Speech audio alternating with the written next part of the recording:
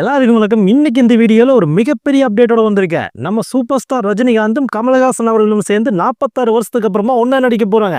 இந்த படத்தோட டைரக்டர் யாருன்னு கேட்டீங்கன்னா, நீங்க ஆடியெல்லாம் போக மாட்டீங்க. ஆல்ரெடி உங்களுக்கு தெரிஞ்ச டைரக்டர் தான். அது போக இந்த படத்தை ப்ரொடியூஸ் பண்றவங்க யாருன்னு கேட்டீங்கன்னா, கண்டிப்பா உங்களுக்கு ஷாக்கா இருக்கும். ஸோ என்னென்ன அப்டேட் எல்லாம் வந்து அந்த படத்தை பத்தி இருக்கு அப்படிங்கிறத ஃபுல் டீடைல் தான் இந்த வீடியோல பார்க்கலாம்.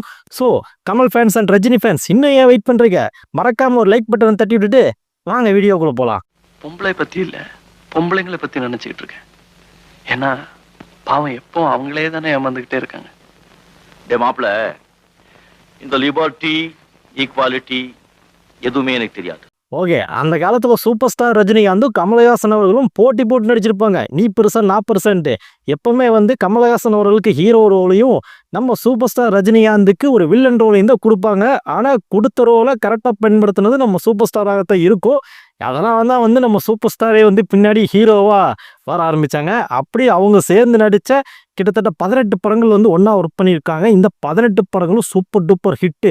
இந்த ஹிட்டுக்கு அப்புறம் தான் 2 பேரும் திங்க் பண்ணியிருக்காங்க, ஏன் நம்ம 2 பேரும் ஒன்றா நடிக்கணும், நம்ம ஆளுக்கு ஒரு பாதையில் போகலாம், நீ ஹீரோ நடி நான் ஹீரோ நடிக்கிறேன் அப்படின்னு சொல்லிட்டு 2 பேர் பிரிஞ்சதுக்கு அப்புறம் தான் வந்து இவர் ஒரு மிகப்பெரிய ஹீரோ வந்தார், அவர் ஒரு மிகப்பெரிய ஹீரோ வந்தார். இதுதான் ஹிஸ்ட்ரி. சரி, இப்போ என்னென்ன படங்கள்லாம் வந்து சூப்பர் டூப்பர் ஹிட் அடிச்சது இவங்க படங்கள்லாம் அப்படிங்கிறத பார்த்துலாமா? நீ வாயிலேயே சிகரெட்டை வச்சுக்கிட்டு இருப்ப, பத்த வைக்க மாட்டேன். அதே மாதிரி ஒருத்தன் ஒரு பொண்ணுகிட்ட பழக முடியுமா? நெருங்கி பழகிட்டான், கல்யாணம் பண்ணிக்கணும்னு ஆசைப்படுறான், நாமளே கூட இருந்து கல்யாணத்தை நடத்தி வைப்போம். ஓகே, இவங்க 2 பேர்த்தோட காம்போல எனக்கு பிடிச்ச படங்களை நோட் பண்ணி வச்சிருக்கேன். அது என்ன படங்கள்னு நான் சொல்கிறேன். உங்களுக்கு அந்த படங்கள் பிடிச்சிருந்தா மறக்காமல் அந்த படத்தோட பேர்களை மென்ஷன் பண்ணி விடுங்க. அது என்னென்னா, அபூர்வ ராகங்கள், 3 முடிச்சு, அவர்கள், 16 வயதினிலே, இளமை ஊஞ்சல் ஆடுகிறது, அதுக்கப்புறமா வந்து அவள் அப்படித்தான், அப்புறம் நினைத்தாலே இனிக்கும், அதுக்கப்புறமா அலாவுதீன் அற்புத விளக்கு. இந்த படங்கள்லாம் வந்து ரொம்ப பிடிச்ச படங்களாக வந்து எனக்கு இருந்துச்சு. உங்களுக்கு எந்தெந்த படங்கள் பிடிக்கும் அப்படிங்கிறத கமெண்ட் செக்ஷனில் பதிவு பண்ணுங்கள். இந்த படங்களில் உங்களுக்கு லீடிங்காக யார் வந்து நல்லா நடிச்சிருந்தாங்க அப்படிங்கிறதையும் மறக்காமல் மென்ஷன் பண்ணி விட்ருங்கப்பா. இப்படிப்பட்ட ஒரு சீக்ரெட்டான மேட்டரை வந்து நம்ம கமலஹாசன் அவர்கள் வந்து இந்த சைமா அவார்ட்ஸில் வந்து உடச்சி போட்டார். கல்கி 2898D இந்த படத்துக்கு ஒரு அவார்டு கொடுத்தாங்க. அந்த அவார்டை ரிசீவ் பண்ண நம்ம கமலஹாசன் அவர்கள் வந்து அவர்கிட்ட ஒரு கேள்வி வந்து முன்வைக்கப்பட்டது. அதாவது, நீங்கள் வந்து சூப்பர் ஸ்டார் ரஜினிகாந்தோட சேர்ந்து ஒரு படம் பண்ணுவீங்களா அப்படின்னு சொல்லி நம்ம சதீஷ் ப்ரோ வந்து கேட்டுப்பட்டாரு. அப்படி கேட்ட கமலஹாசன் அவர்கள் பார்த்துட்டு, என்னப்பா நாங்கள் மனசில் வச்சிருந்தது அப்படியே கேள்வியை கேட்டுவிட்டீங்களே, சரி விடு நான் சொல்கிறேன்னு சொல்லிட்டு நம்ம கமலஹாசன் அவர்கள் வந்து ஒத்துக்கிட்டாரு. ஆமாம், நாங்கள் 2 பேர் சேர்ந்து நடிக்க போகிறோம்.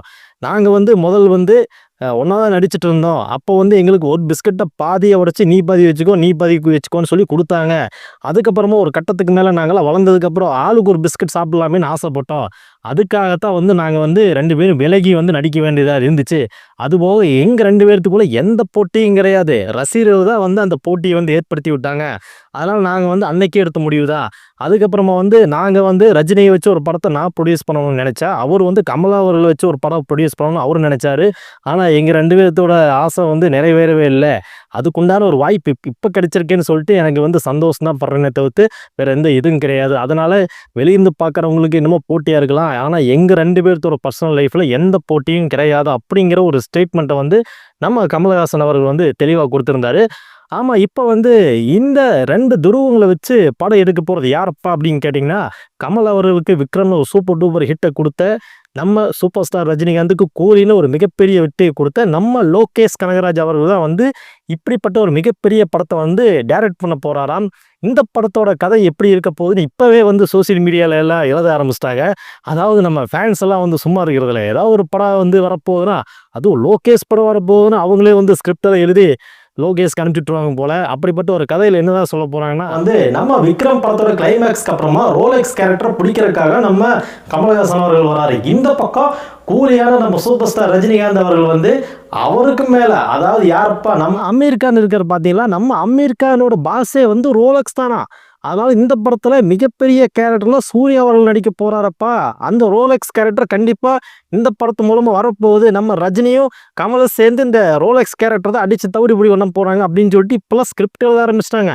ஆனால் எனக்கு என்ன தோணுதுன்னா, எப்போ லோகி நீ எழுதுகிற ஸ்கிரிப்டை விட நம்ம ரசிகர்கள் எழுதுகிற ஸ்கிரிப்ட் நல்லா இருக்கியா, படத்தில் வேணா யூஸ் பண்ணிக்கோ அப்படின்னு சொல்லத்தான் நம்மளுக்கு தோணுது. அப்படிப்பட்ட ரசிகர்கள் வந்து இன்னைக்கு ஸ்கிரிப்டை எழுதுறதுக்கு ஒரு ஆர்வத்தை கொடுத்துருக்காரு நம்ம லோக்கி யூனிவர்ஸு. சரி, இதுதான் வந்து இந்த படத்தோட கதைன்னு சொல்ல முடியாது. கதை இனி போயிட்டுருக்கோம்.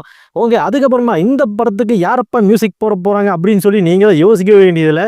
ஏன்னா லோக்கி அவர் சொல்லியிருந்தாரு என்னென்னா, நான் வந்து அனிருத் இல்லாமல் படம் எடுக்கவே மாட்டேன் அப்படின்னு சொல்லி ஒரு சபதம் மேலே போட்டிருக்காரு. அதனால் கண்டிப்பாக இந்த படம் மியூசிக் அனிருத்தாக போட போகிறாரு. அதில் எந்த மாற்றமும் இல்லை. அதுபோக நான் ஒரு விஷயம் வந்து சொல்ல வந்தேன். என்னென்னா வந்து இந்த படத்தை ப்ரொடியூஸ் பண்ணுறது வந்து நம்ம யாருப்பா, நம்ம ரெட் ஜெயண்ட் மூவிஸ் தான் வந்து இந்த படத்தை வந்து ப்ரொடியூஸ் பண்ண போகிறாங்க. ஏன்னா கையில் இருக்குது, அப்போ படம் எடுக்கணும்ல. அது 2 பேர்த்த வச்சு எடுக்கிறங்கிற போது கலெக்ஷன் வந்து கண்டிப்பாக இந்த படம் 1000 கோடிக்கு மேலே அடிக்கிறதுக்கு வாய்ப்பு இருக்குது அப்படிங்கிற ஒரு ஆர்வம் வந்து எல்லாத்துக்குள்ளேயும் இருக்குது.